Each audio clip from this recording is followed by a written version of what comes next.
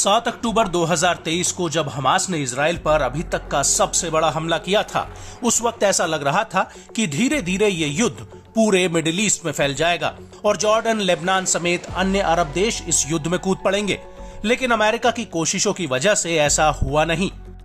जी हां, America Israel Hamas युद्ध के शुरुआत से ही अरब देशों को इस युद्ध से दूर करने में लगा हुआ है।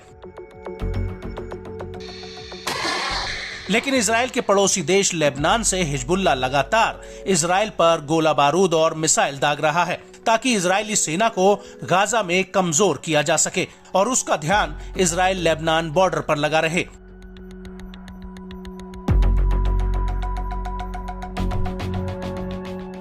वहीं दूसरी तरफ अमेरिका के विदेश मंत्री एंटनी ब्लिंकन लगातार अरब देशों के चक्कर काट रहे हैं ताकि अरबों को हिजबुल्लाह के साथ जाने से रोका जा सके। और हाल ही में जॉर्डन जाने से पहले भी एंटनी ब्लिंकन ने यही बात दोहराई थी। लेकिन इजराइल के पीएम बेंजामिन नेतन्याहू ने ऐलान किया है कि वो इजराइल लेबनान बॉर्डर पर सुरक्षा की मूलभूत तस्वीर को बदल कर रख देंगे, जिससे ऐसा लग रहा है कि अब इजराइल लेबनान के साथ युद्ध छेड़ सकता है।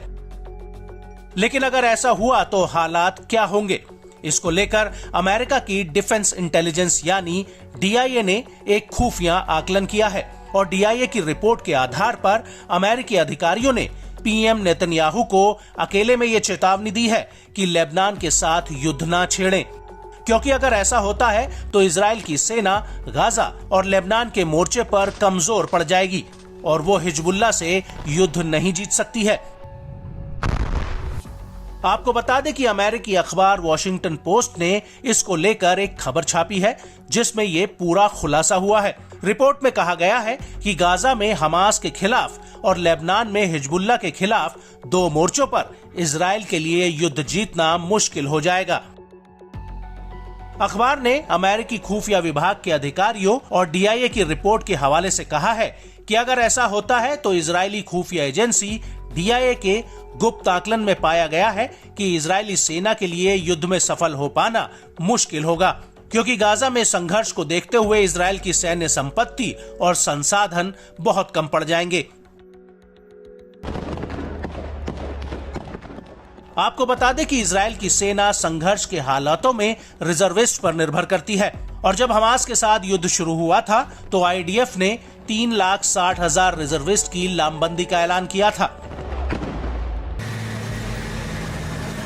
लेकिन अब बात आती है इजराइल और हिजबुल्लाह की, तो आपको बता दें कि हिजबुल्लाह को ईरान से रुपयों पैसों से लेकर हथियारों तक का समर्थन मिला हुआ है। अगर हिजबुल्लाह के साथ जंग होती है तो ईरान उसे बचाने के लिए आएगा और इस स्थिति में अमेरिका को इजराइल के साथ जंग में कूदना पड़ेगा, जो कि अमेरिका चाहता नहीं है। लेकिन अमेरिका के कई अधिकारियों ने वॉशिंगटन पोस्ट को बताया कि पीएम बेंजामिन नेतन्याहू इजराइल में अपनी साख बचाने के लिए हिजबुल्लाह पर हमले करवा सकते हैं, जिससे उनका राजनीतिक करियर बच जाए, क्योंकि युद्ध से पहले ही इजराइल में नेतन्याहू के खिलाफ विरोध प्रदर्शन चल रहे हैं और दूसरा 7 अक्टूबर 2023 के हमले होने के बाद से उनका विरोध और तेज हो गया है। इजरायलियों का एक धड़ा नेतन्याहू से इस्तीफा देने की मांग कर रहा है। वहीं वॉशिंगटन पोस्ट का कहना है कि इजराइल का लेबनान के साथ सीधा युद्ध 2006 में दोनों देशों के बीच हुए युद्ध में मचे रक्तपात के रिकॉर्ड को तोड़ सकता है, क्योंकि अब हिजबुल्लाह के पास लंबी दूरी की मिसाइलों और हाई एक्यूरेसी हथियारों का बड़ा जखीरा है, जिससे वो इजराइल के पेट्रोकेमिकल प्लांट और परमाणु रिएक्टर्स पर हमला कर सकता है।